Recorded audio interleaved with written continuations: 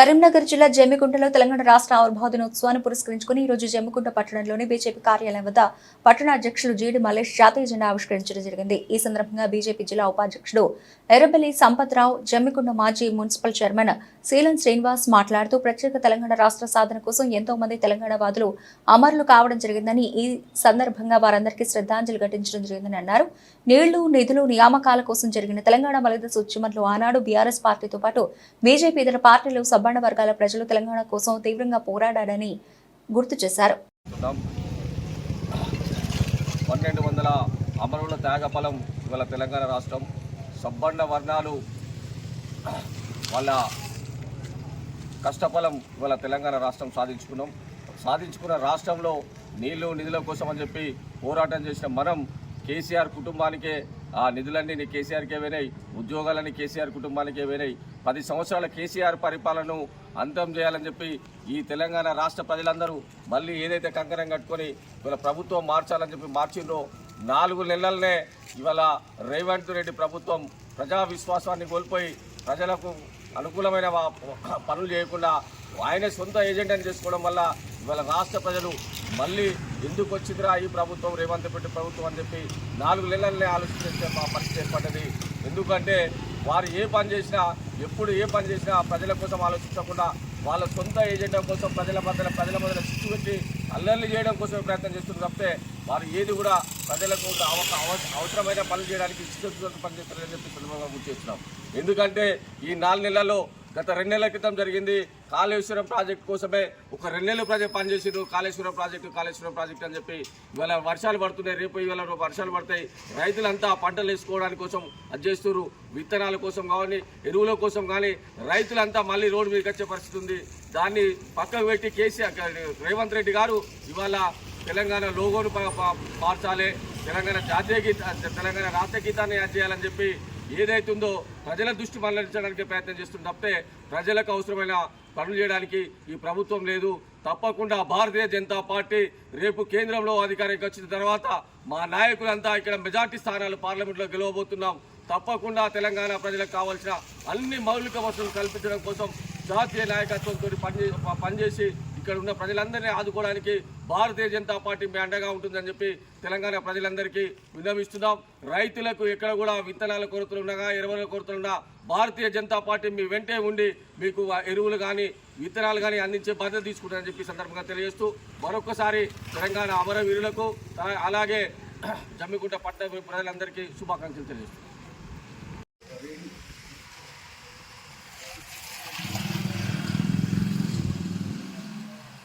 తెలంగాణ ప్రజలందరికీ తెలంగాణ ఆవిర్భావ దినోత్సవ శుభాకాంక్షలు. ఈరోజు జమ్మికుంట పట్టణ భారతీయ జనతా పార్టీ అధ్యక్షుడు జీడి మల్లేష్ గారి ఆధ్వర్యంలో భారతీయ జనతా పార్టీ కార్యాలయం ముందు ఈరోజు జాతీయ జెండా ఆవిష్కరించి మేము ఈ యొక్క ఉత్సవాలను ఘనంగా జరుపుకోవడం జరిగింది. ఈ సందర్భంగా తెలంగాణ కోసం ఉద్యమించినటువంటి ఆ రోజు అసులు బాసినటువంటి అనేక మంది తెలంగాణ ఉద్యమకారులకు నివాళులు అర్పించడం జరిగింది. ఏదైతే నీళ్లు, నిధులు, నియామకాల కోసం ఏర్పడ్డటువంటి తెలంగాణ ఉద్యమంలో మరి 1969లో జరిగిన ఉద్యమం తర్వాత మరి 2001లో కేసీఆర్ గారి నాయకత్వంలో తెలంగాణ ఉద్యమం మలిదశ ఉద్యమం ప్రారంభమైనప్పుడు అన్ని వర్గాల ప్రజలు ముఖ్యంగా భారతీయ జనతా పార్టీ కీలక భూమిక పోషించి ఆ ఉద్యమానికి మరి ఊపి పోసినటువంటి సందర్భాలు మరి ఈరోజు మేము గుర్తు చేసుకోవడం జరిగింది.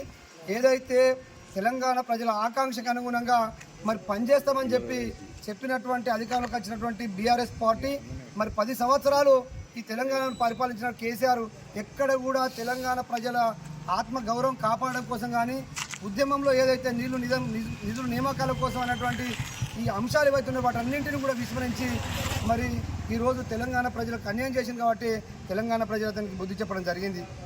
ఆనాడు ఈ రాష్ట్రంలో దేశంలో అధికారంలో ఉన్నటువంటి కాంగ్రెస్ పార్టీ తెలంగాణ ప్రజలు మరి తెలంగాణ స్వరాష్ట్రం కోసం ఉద్యమిస్తే ఆ రోజు స్పందించని కారణంగానే, పట్టించుకోని కారణంగానే 1200 మంది తెలంగాణ వాదులు ఆ రోజు బలికోవడం జరిగింది. తెలంగాణ మొత్తం కూడా ఒక నిశ్శబ్దపు విప్లవం ఆ రోజు సకల జనుల సమ్మె పేరిట తెలంగాణ ఉన్నటువంటి ప్రజానీకం అందరూ రోడ్డు దిగి వచ్చి వంట వరపుతోని మా రాష్ట్రాన్ని మాకు ఇవ్వండి, మేము పరిపాలించుకున్నామని చెప్తే కూడా ఆనాడు అధికారంలో ఉన్నటువంటి కాంగ్రెస్ పార్టీ స్పందించలేదు. మరి ఆనాడు తెలంగాణ మొత్తం కూడా ఇక తెలంగాణ రాదేమో అన్నటువంటి నిరాశ నిస్పృహతో ఉన్న సమయంలో మరి ఆనాడు భారతీయ జనతా పార్టీ కేంద్రంలో మరి ఆ రోజు ప్రతిపక్షాల హోదాలో ఉన్నటువంటి మా ప్రతిపక్ష నాయకురాలు సుష్మా స్వరాజ్ గారు ఆనాడు పార్లమెంటు వేదికగా తెలంగాణ ప్రజలకు మద్దతుగా భారతీయ జనతా పార్టీ ఉంటుందని, తెలంగాణ వాళ్ళు ఎవరు కూడా ఆత్మహత్యలు చేసుకోవద్దు, బ్రతుకుండాలి తెలంగాణను చూడడం కోసం అని చెప్పి తెలంగాణ వాదులకు ఆ రోజు అండగా ఉన్నటువంటి వ్యక్తి స్వర్గీయ సుష్మా స్వరాజ్ గారు. అంతేకాదు ఆ రోజు కాంగ్రెస్ ప్రభుత్వానికి కూడా అల్టిమేటం జారీ చేయడం జరిగింది.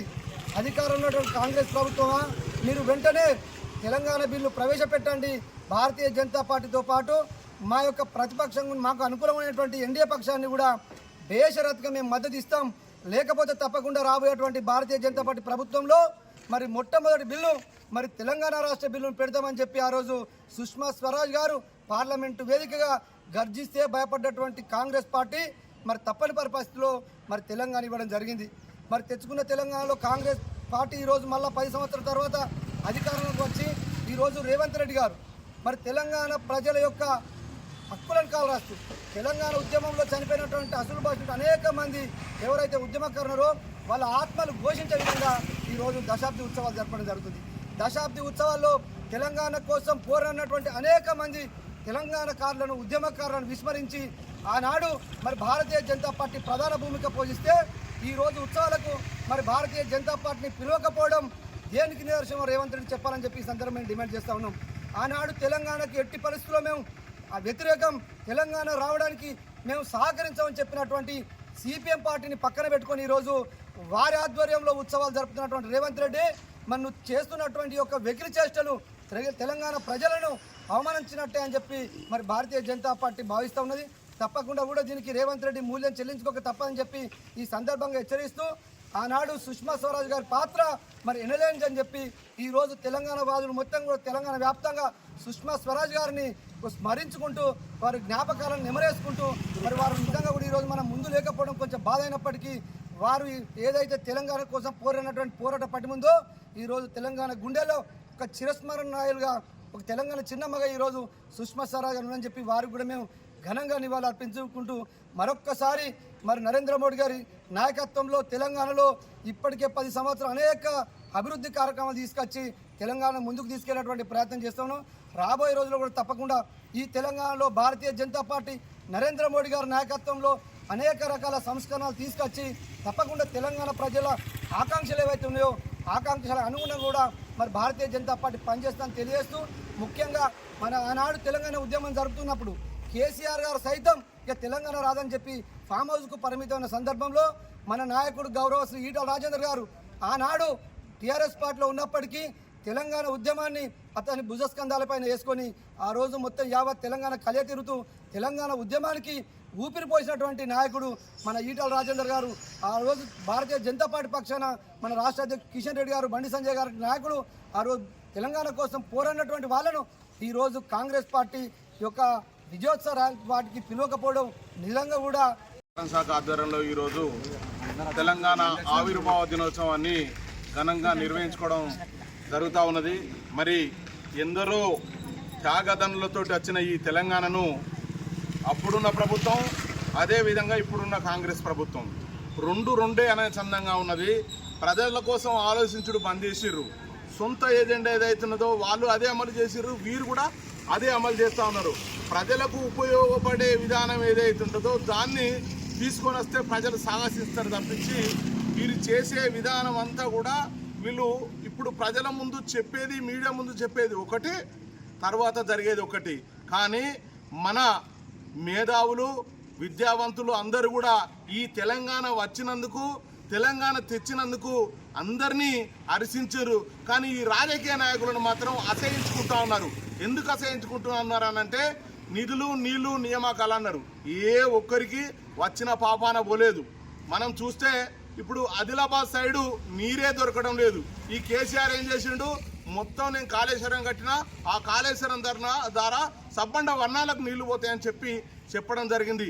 అన్నం దొరకని సందర్భం చూసినాం, కానీ నీరు దొరకని సందర్భం ఈ పోయిన టీఆర్ఎస్ ప్రభుత్వంలో చూసినాం.